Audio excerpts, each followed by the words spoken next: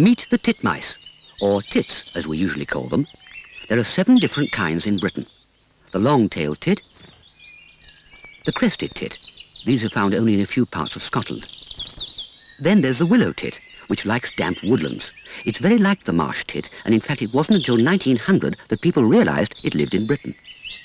And this is the marsh tit, which is actually a woodland bird. The coal tit, mainly associated with coniferous trees. The great tit, and the blue tit, perhaps the best known and best loved of them all.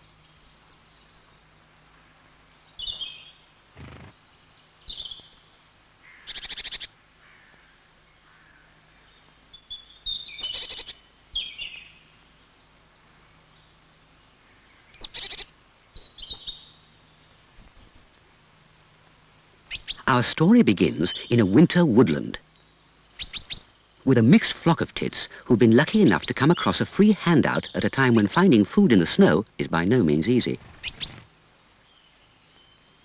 It's not hard to see why these cheeky, attractive little birds have become such firm favourites.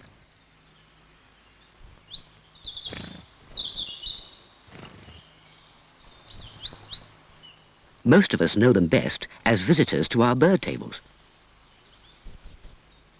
They're often the first to find them and seem to eat almost anything you care to put out. A basket filled with peanuts is a sure attraction to the colourful and acrobatic blue tits. Coal tits often join in. There's one on the right.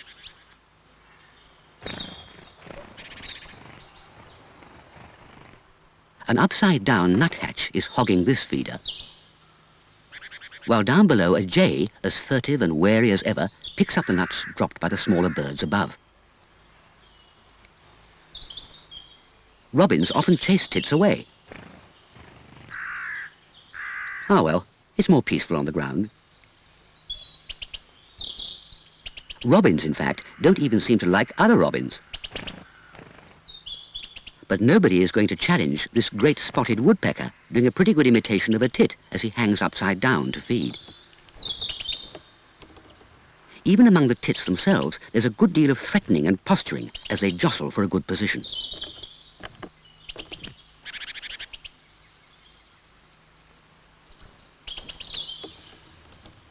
Great tits tend to be the bully boys, but even so, blue tits do pretty well. A cock blackbird seems to feel that all this squabbling is beneath his dignity. Snow doesn't last forever, and once it's gone, feeding becomes easier. On the woodland floor, the leaf litter covers a wealth of hidden seeds, fruits, and other good things. While the blue tit pushes and pokes about among the leaves, the great tits really get cracking.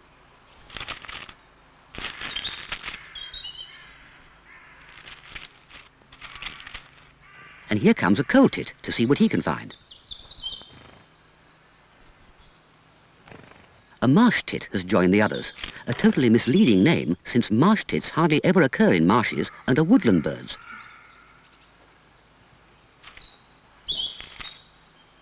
It's wonderful what you can find if you really look for it. Well, sometimes anyway. Tits are not the only birds who feed in the leaf litter, but moorhens are pretty much confined to the ground. Tits can find food at all levels. Blue tits are small enough and light enough to feed right at the end of twigs and cash in on the new season's growth of catkins. Lower down, a marsh tit has pulled off a bud and is removing the outer scales to get at the soft inside. Watch how he holds the bud in his feet while he works at it.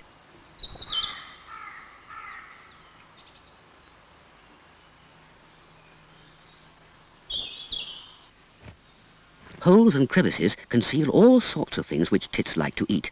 This great tit is after the eggs in a spider's cocoon.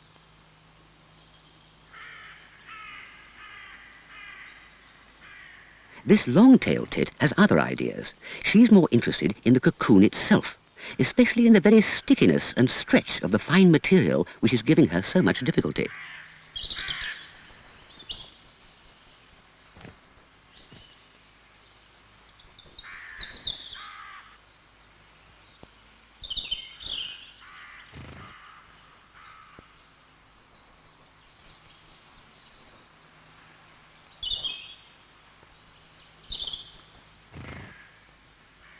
She's building a nest high up on the side of an oak tree, an extraordinarily beautiful structure of moss and hair woven together with cobwebs and bits of spider cocoons and covered on the outside with pieces of lichen from the oak itself. Long-tailed tits nest earlier than other tits and are the only ones not to nest inside holes of some sort.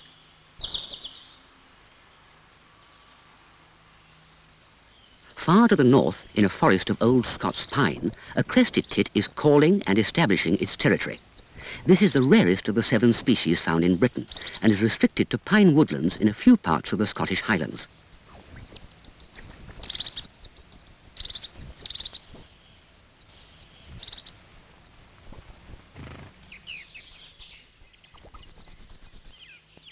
Elsewhere, too, tits are calling and singing as they prepare for the coming nesting season.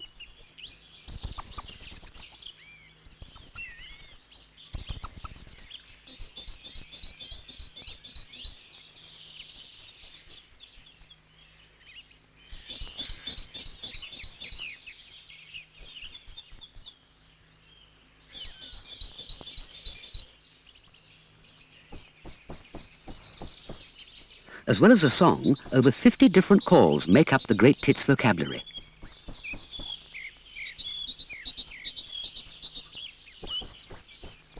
The clear song of the great tit echoes through the wood as one male competes with his neighbour.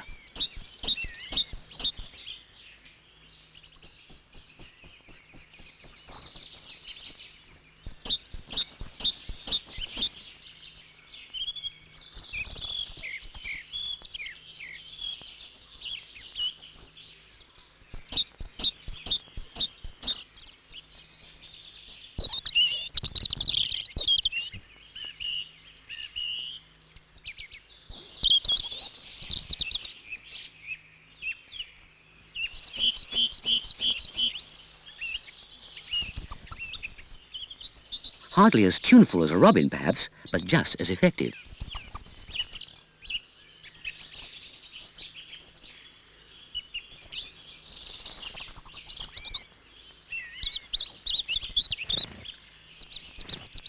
The next step is to find somewhere to set up home.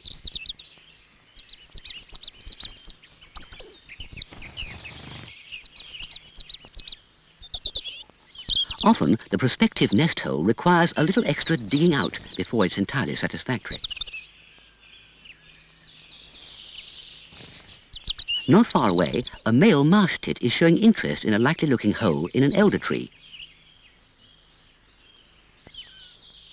His partner looks on.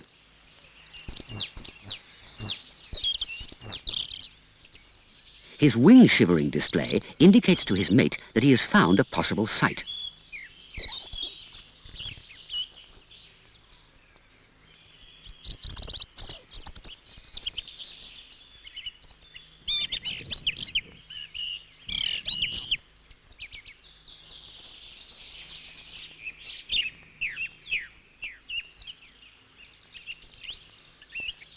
It pays to make your mind up quickly when choosing a nest site. Competition for holes can be fierce. This marsh tit had better get on with it. This could easily make a nice home for a great tit. Or a blue tit.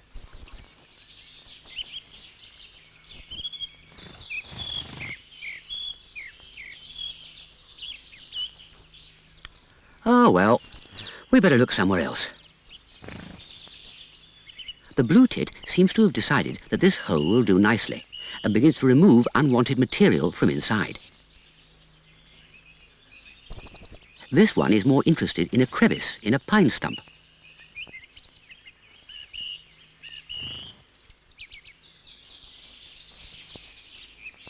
Meanwhile, the long-tailed tits are still busy building. The female collects a feather and takes it into the nest, where it will form part of a soft interior lining which may contain as many as 1,000 feathers.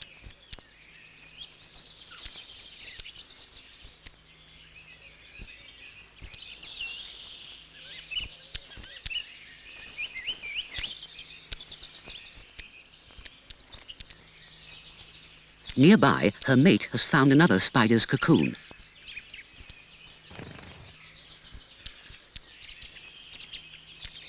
After a bit of a struggle, he breaks off a sizable piece and approaches the nest. As soon as the female leaves, he flies in and carries out some further structural work. The soft, flexible nest now has a roof, and covered with tiny bits of lichen is beautifully camouflaged.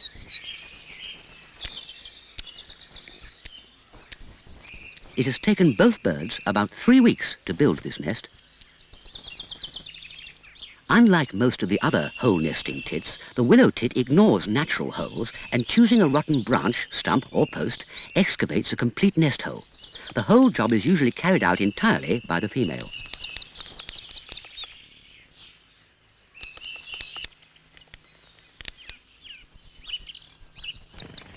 If this proves to be a suitable tree, they might come back and use it again next year, but will dig a fresh hole.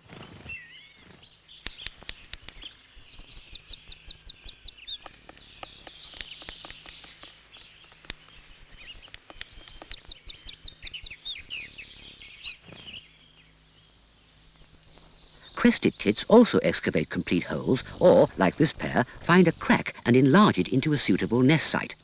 The presence of old dead timber is essential to willow tits and crested tits, although the latter occasionally use nest boxes.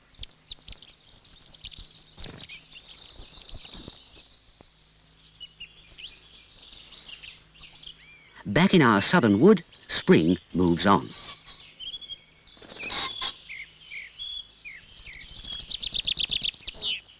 The first primroses appear, and fresh shades of green brighten the woodland floor, while 2 cock pheasants engage in a boundary dispute.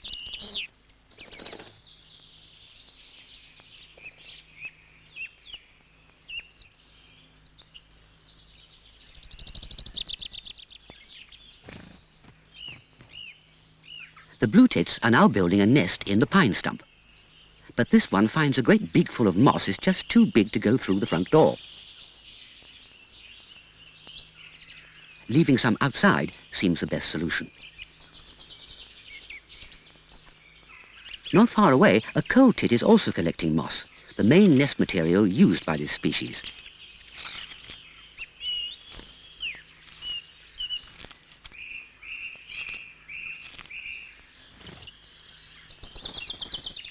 The nest is inside a tree trunk crevice just above the ground, typical of many coal tit sites.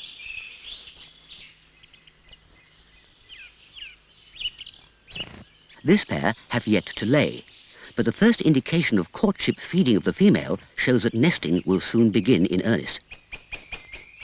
Spring butterflies are taking to the air, a peacock and a comma. Elsewhere in the wood, the nesting cycle is more advanced. A pair of great tits have at least 11 eggs.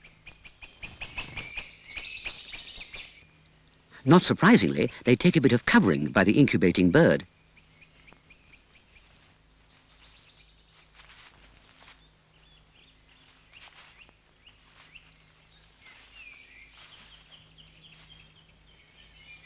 Outside, the male has caught a caterpillar, which he brings to the nest and feeds to the incubating female.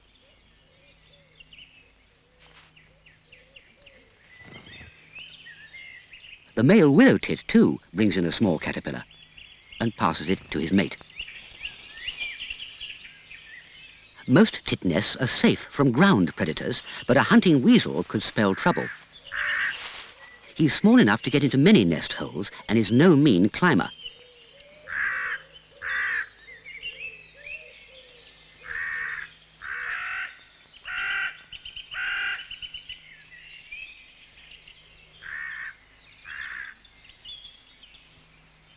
The season advances. By the time the foxgloves are in flower, the bluebells have formed a carpet of colour across the woodland floor. Our willow tits are feeding small young. As the male appears with food, the female comes to meet him and assumes a begging posture, as if seeking to be fed herself.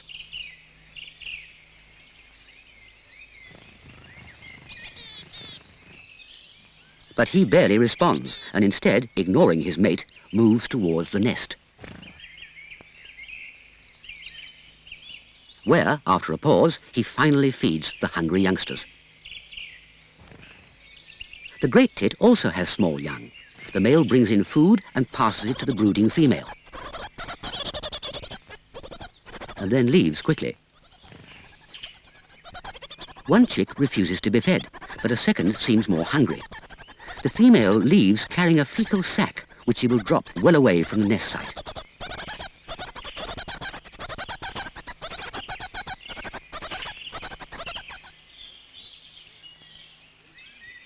Both great tits and blue tits time their breeding cycle so that they have young in the nest when small caterpillars, especially those feeding on oaks, are most abundant. These defoliating caterpillars form a major source of food for the nestlings.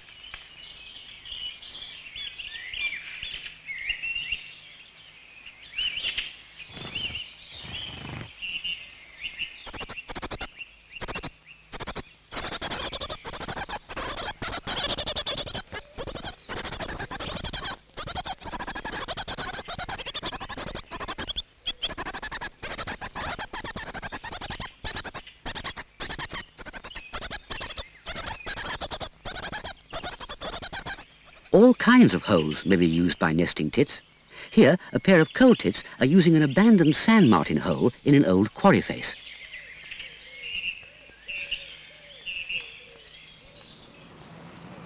While here, where somebody has removed the top of a speed limit sign, a pair of blue tits have moved in to rear a family. There is almost no limit to where these birds might nest. Meanwhile, back in the old pine forest, things have been happening with our crested tit family. The young are almost ready to leave the nest.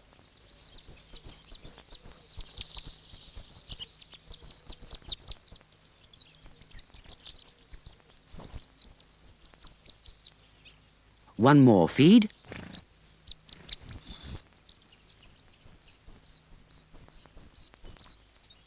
And the promise of another waiting.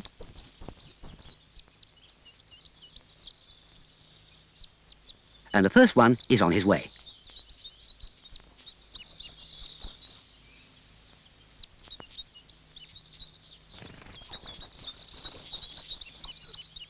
And here comes another one.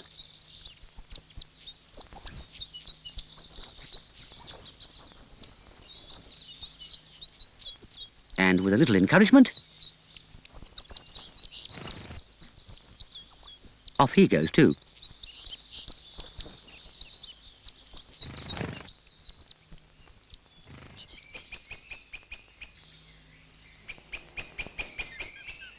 The first few days in the life of a recently fledged tit are full of danger.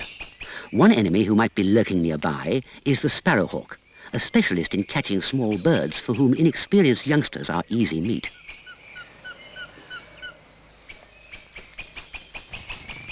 Noisy young birds clamoring to be fed are an obvious target. Blue tits and spotted flycatchers are equally at risk. Natural mortality in the first winter is very high, and some of this is due to predators. In the case of the young tits, only about 1 in 5 is likely to survive until the following spring. There's nothing cruel about sparrowhawks eating tits, young or old. They too have a family to feed.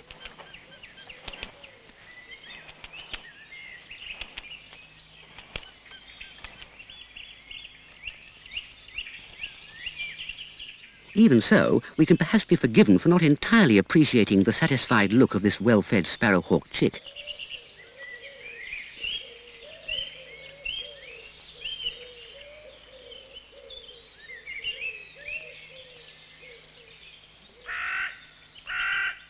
The breeding season is over. A redpoll comes down to the pool to drink, while a blue tit is just one of the many birds enjoying a bath.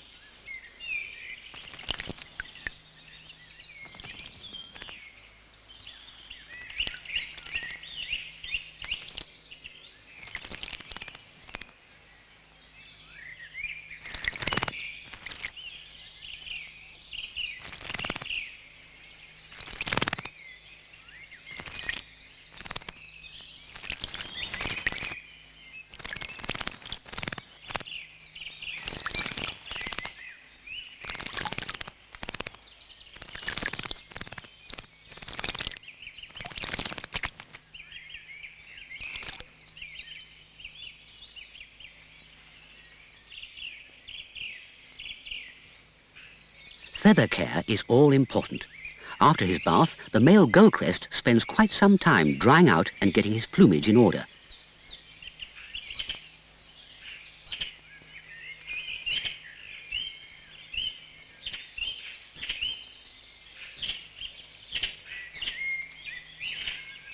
A fat wood pigeon is just as fastidious.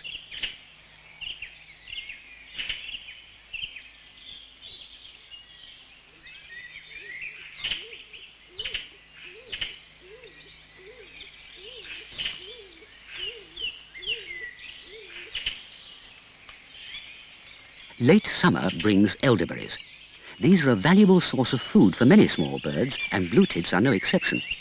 From being largely insectivorous in spring and summer, they are now going back to a much more varied diet.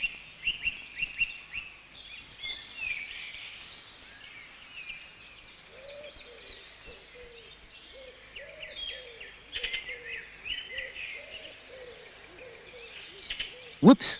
Lost it. Yewberries also attract birds. Blackbirds swallow the berries whole, and the stones pass right through. Great tits, however, eat the stones themselves.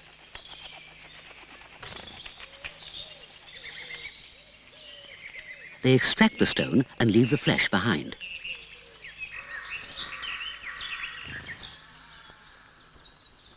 The appearance of red admirals signals the end of summer.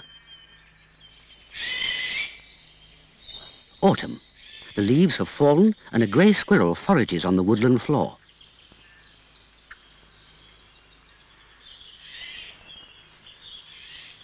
Once again, the leaf litter provides a worthwhile source of food for tits, including perhaps something hidden by squirrels, like a buried nut.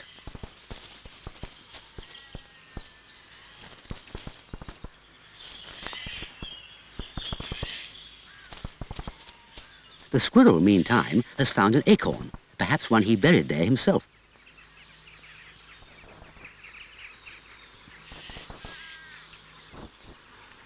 This great tit has uncovered a beech nut and gets to work on it without delay.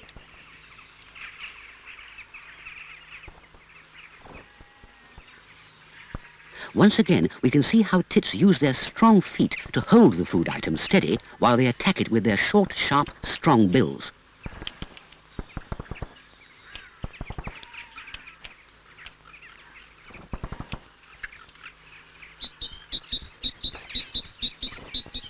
Autumn brings some renewed song from the great tit.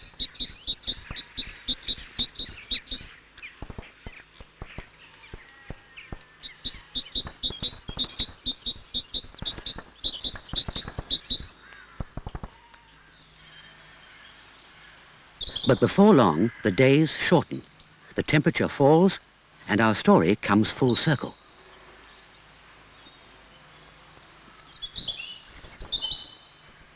Once again, small birds must look for food wherever they can find it. Some will perish, but others will survive, perhaps like the tits, with a little help from us to see them through the worst of the winter weather. As they delight us with their antics at our bird tables and nut baskets, we in return may be helping them in their struggle to survive.